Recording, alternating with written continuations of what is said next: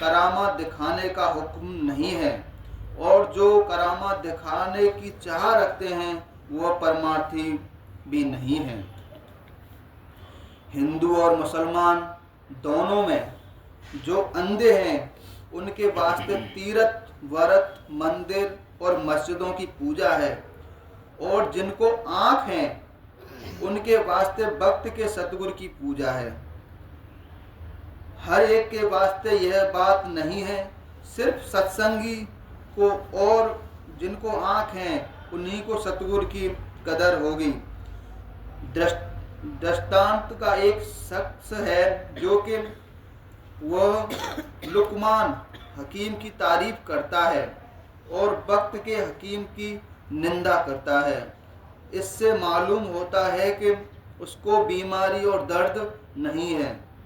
अगर दर्द होता तो वक्त के हकीम की तारीफ करता, क्योंकि लुकमान चाहे बहुत अच्छा हकीम था। पर अब कोई बीमार चाहे कि उसके नाम से रोग होवे तो कभी नहीं दूर हो सकता है। जब तक वक्त के हकीम के पास न जाएगा रोग दूर न होगा। इस तरह से जो दर्दी परमार्थ का है और संसार के सुख का है, सुख को विष रूप देखता है और मोक्ष की चाह रखता है, सो वह जब तक के वक्त के पूरे सतगुरु के पास नहीं जावेगा उसको चैन नहीं आवेगा, और वही महिमा भक्त के सतगुरु की जानेगा। और जो झूठे हैं वह तीर्थ, व्रत और मूर्त पूजा और पिछलों की टेक में भरमेंगे और सतगुरु की महिमा नहीं जानेंगे। 134वां वचन, करनी और दया दोनों संग चलेंगी। दया बिना करनी नहीं बनेगी और करनी बिना दया नहीं होगी। और जो दया को मुख्य करोगे तो आलसी हो जाओगे और फिर करनी नहीं बनेगी। 84 लाख जौन भुगत कर जीव को गाय की जौन मिलती है और फिर नरक देही मिलती है। इससे जो जीव से अच्छी करनी बनेगी तो बराबर नर देही मिलती चली जाएगी। जब तक के काम पूरा नहीं होगा सो अच्छी करनी यह है कि अपने कुल की याद करना, क्योंकि जौन बदलती है पर जीव का कुल नहीं बदलता है, वह एक ही है। यानी सब जीव सतनाम वंशी हैं। सो यह बात बिना सतगुरु भक्ति के और कोई जतन के हासिल नहीं होगी। 136वां शब्द में कह रहे हैं, अंत में जिनके जाकर बासा किया वही बसंत है और वही अच्छा बसंत है, और जिनको ही हमेशा बसंत है, जो चढ़कर जहाँ सब का अंत है वहाँ बसे हैं। रजोगुण, तमोगुण, सतोगुण इन तीनों को छोड़कर सार गुण जो भक्ति है लेना चाहिए। जब ज्ञान हासिल होगा और पोथियों के ज्ञान का भरोसा नहीं, और जो सतगुरु भक्ति की कमाई करके ज्ञान हासिल होगा वह सच्चा और पूरा ज्ञान है। सवाल सेवक का सतगुरु से, सुरत शब्द को क्यों नहीं पकड़ती? क्योंकि शब्द सारे हैं और संत कहते हैं कि सब पसारा शब्द का है और सुरत शब्द की अंश है। जवाब सतगुरु का, हकीकत में शब्द सारे हैं, पर जब से सुरत पिंड में उतरी है तब से बाहर मुख हो गई और बाहर शब्द में रच गई है। जो शब्द में नहीं रचती तो संसार का काम किस तरह से चलता। अब जब तक सतगुरु पूरे न मिले और उनकी शरण न लेवें तब तक अंतर्मुख शब्द को नहीं पा सकती है।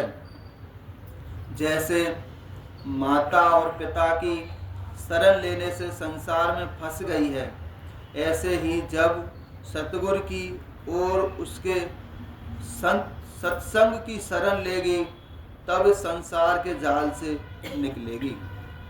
इस वक्त में मन के निर्मल करने के लिए सिवाय सतगुरु और नाम की भक्ति के और कोई उपाय और जुगत नहीं है। और जो लोग तीर्थ और व्रत और जतन वास्ते निर्मल करके मन के कर रहे हैं, सो उनसे कुछ फायदा नहीं होगा। यह सच है कि सतगुरु पूरे को मिलना मुश्किल है, पर खोजी और संस्कारी को सहज से मिल जाते हैं। शब्द नंबर 140। कोई मुसलमान नादान ऐसा कहते हैं कि मुसर्रिद यानी सतगुरु को किसी से सिजदा कराना नहीं चाहिए, क्योंकि मुसर्रिद को तो सब से खुदा नजर आता है, इसलिए खुदा से सिजदा करना मुनासिब नहीं है। सो यह उनकी कम फहमी है। मुसर्रिद का खुदा दाना है और मुरीद का खुदा नादान है। इस सूरत में नादान खुदा को दाना, खुदा को सिजदा करना वाजिब है, और मुर्शिद अपने तई खुदा नहीं कहते, वह तो अपने तई बंदा ही मानते हैं। और मुरीद पर कर्ज है, मुरीद पर फर्ज है कि वह अपने मुसर्रिद को खुदा माने। जब तक खुदा नहीं मानेगा काम पूरा नहीं होगा। मौलवी रूम में भी नहीं कहा है, से चूके कर दी जाते मुर्शिद रा कबूल, हम खुदा दर जातस आमद हम रसूल। यानी मुसर्रिद की जात में खुदा और पैगंबर दोनों आए। यानी मुसर्रिद की जात में खुदा और पैगंबर दोनों आ गए। यह उपदेश तरीकत वालों के वास्ते है, शरीयत वालों के वास्ते नहीं है।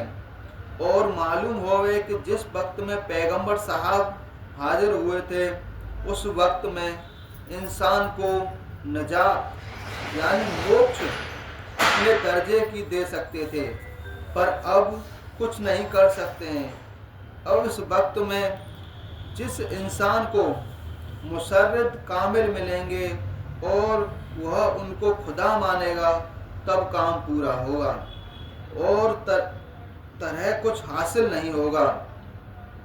पुरानी चाल किताबों से या मौलवियों से सीख कर चलाया करें, पर किसी के दिल में इश्क पैदा न होगा, और जब तक इश्क न होगा वस्ल मुसलक्कित है कि यह इश्क पूरे सतगुरु की सेवा निश्चय से हासिल होगा, और कोई जतन इसकी प्राप्ति का नहीं है। 141।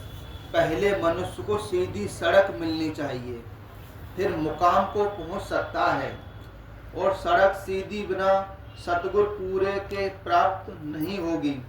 जो सतगुरु का तो कोई खोज नहीं करता है, तीरथ मूरत व्रत और नमाज रोजा और हज या विद्या पढ़ने में मेहनत करते हैं।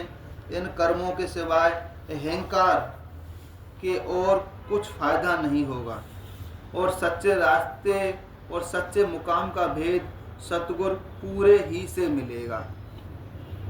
जो लोग के शरीयत यानी कर्म कांड के बंधु हैं, वह हमेशा संसार में बंधे हुए रहेंगे, कभी मालिक के दरबार में नहीं जावेंगे।